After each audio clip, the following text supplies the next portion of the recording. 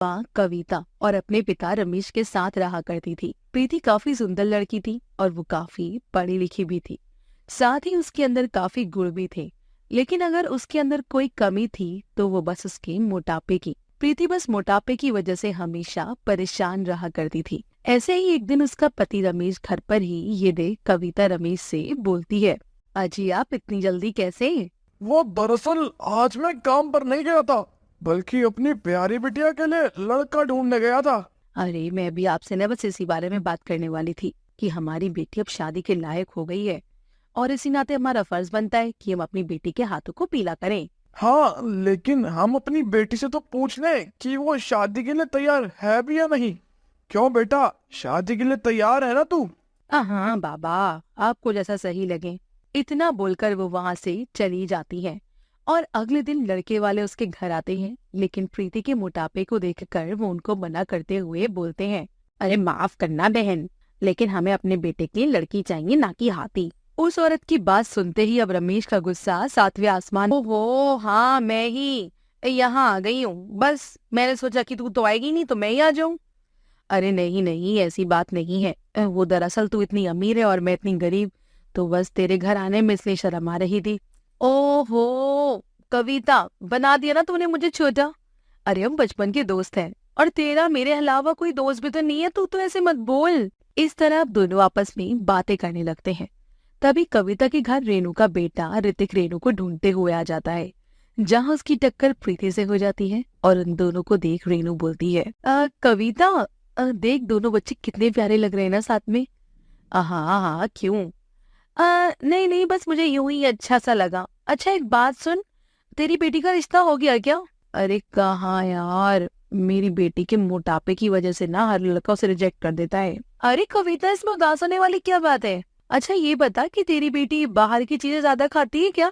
अरे नहीं, वो तो बस पूरा दिन में एक ही रोटी खाती है, लेकिन फिर भी देख। हाँ तो क्या हुआ, अगर हमारी प्रीति मोटी है तो उसके लिए रिश्ता क्यों नहीं मिलेगा? अब मैं तेरी बेटी को अपने घर की बहू बनाऊंगी। उसकी बात सुनकर कविता की आंखों में आंसू आ जाते हैं। ऋतिक वही था। ऋतिक उस वक्त कुछ नहीं बोला और इस तरह से ऋतिक और प्रीति का रिश्ता पक्का हो जाता है। रेनू जब अपने घर जाती तो ऋतिक अपनी माँ से बोलता है, माँ, क्या सोचकर आपने उस मोटी भैंस से मेरा रिश्ता पक्का किया है? अरे मुझे और उसे देखा है, कहाँ मैं और कहाँ वो। हाँ देखा, तभी तो रिश्ता पक्का किया। तू एक नंबर का नालायक है, लेकिन वो लड़की नहीं। वो लड़की इस घर को भी संभाल सकती है। अब भले ही वो मोटी है, लेकिन वो तुझसे किसी भी चीज में कम नहीं है, समझा? पर माँ, आप भी एक बार ध्यान में रख लीजिए, मैं उस सांड से कभी शादी नहीं करूंगा। अगर तूने मेरी पसंद से शादी नहीं की ना तो मैं भी नहीं रहूंगी। मैं भी जहर खाकर अपनी जान दे दूंगी। रेनू की ये बात सुनकर ऋतिक को अब ना चाहते हुए भी अपनी माँ की बात माननी पड़ती है। वो अपनी माँ की बात को मान जाता है, लेकिन वो अपनी माँ से बोलता है, माँ, आपके कहने पर मैं उस फुटबॉल से शादी तो कर रहा हूँ, लेकिन आप भी मेरी बात कान खोल के सुन लो, मैं उसको कभी भी अपनी पत्नी का दर्जा नहीं दूंगा। इतना बोलकर अब ऋतिक वहाँ से चला जाता है और अगले कुछ दिनों में प्रीति और ऋतिक की शादी हो जाती है। शादी के बाद प्रीति अपने घर की सारी जिम्मेदारियां अच्छे से संभाल तो लेती है, लेकिन उसको हर काम करने में देरी होती थी। ऐसे ही एक दिन ऋतिक प्रीति से कहता है, प्रीति, प्रीति, क्या हुआ ऋतिक जी? मेरी फाइल कहाँ है? मैंने तुम्हें कितनी बार कहा है कि मेरी चीजों को मत छुआ करो, लेकिन तुम्हारे दिमाग में कोई बात क्यों नहीं बैठती है? 36 बार बोला है कि खाली तुम बस मेरे नाम की पत्नी हो। असल में मैं तुम्हें अपनी पत्नी नहीं मानता, लेकिन फिर भी तुम सारे फर्ज निभाती रहोगी क्या? क्या साबित करना चाहती हो तुम इससे? ऋतिक जी, मुझे अपनी पत्नी का दर्जा ना दे, पर सच तो ये है कि मैं आपकी पत्नी हूँ। और रही फाइल की बात, तो फाइल मैंने नहीं रखी। उसकी ये बात सुनकर ऋतिक का गुस्सा और बढ़ जाता है और वो चिल्लाते हुए उसको मारने लगता है। ऋतिक की आवाज सुनकर वहां ऋतिक की माँ रेनू आती है और ऋतिक को प्रीति के साथ ऐसा व्यवहार करता देख रेनू अपने बेटे को एक जोरदार थप्पड़ मारते हुए बोलती है, ये क्या बदतमीजी है ऋतिक? अरे तू औरत पर हाथ कैसे उठा सकता है? तुझे पता है जब मैंने तुझे जन्मा था ना तो मेरा सीना बहुत ही चौड़ा हो गया था। मैंने सोचा था कि मैंने एक मर्द को जना है, वो मर्द जो किसी औरत को नहीं दबाएगा। लेकिन तूने एक औरत के ऊपर हाथ उठाकर ये साबित कर दिया कि तू भी मक्कार है।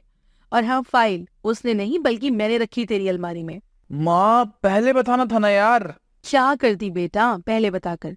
अगर पहले बता दिया होता तो तेरा असली रूप नहीं देख पाती। हाँ, मम्मी जी आप बीच में मत आओ। और ये आज का नहीं है, ये तो रोज मुझ पर हाथ उठाते हैं। मैं भी इसको चुपचाप जुल्म को सहन करती रहती हूँ। मैं भी तो देखना चाहती हूँ कि आखिर कब तक मुझे यूं इस तरह मारेंगे। ऋतिक जी, मैं मोटी हूँ बस, इसलिए आप मुझसे नफरत करते हैं ना? क्योंकि मैं जानती हूँ कि मैं खराब नहीं दिखती हूँ। प्रीति के इस सवाल से ऋतिक की बोलती बंद हो जाती है और वो चुपचाप खड़ा रहता है।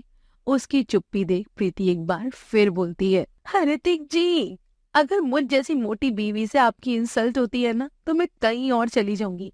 और आप भी किसी लड़की को उसके शरीर को कभी जज मत करना। खुश रहना आप। प्रीति घर से जाने लगती है, तभी उसको रोकते हुए ऋतिक बोलता है, रुक जाओ प्रीति, तुम खुद को समझती क्या हो? भगवान हो क्या तुम मुझे इतना कुछ कहकर जा रही हो, लेकिन तुमने अपने पति को एक मौका देना भी जरूरी नहीं समझा? उसकी बातें सुनकर प्रीति की आंखों में आंसू आ जाते हैं और उसकी आंखों से आंसू देख ऋतिक अपनी दोनों बाहें फैलाता है और अपनी खुली बाहों में प्रीति दौड़ती हुई आ जाती है। जिसके बाद ऋतिक प्रीति से माफी मांगते हुए बोलता है, मुझे माफ कर दो प्रीति, मैंने हमेशा तुम्हारे शरीर को देखा, कभी भी मैंने तुम्हारी आत्मा नहीं देखी। काश मैंने तुम्हारे दिल को देखा होता तो शायद आज मुझे अपनी माँ के हाथ के थप्पड़ और अपनी बीवी के मुंह से ताने सुनने को नहीं मिलते। और अब तुम बिल्कुल भी चिंता मत करना, मैं तुम्हें ठीक करने में पूरी मदद करूंगा।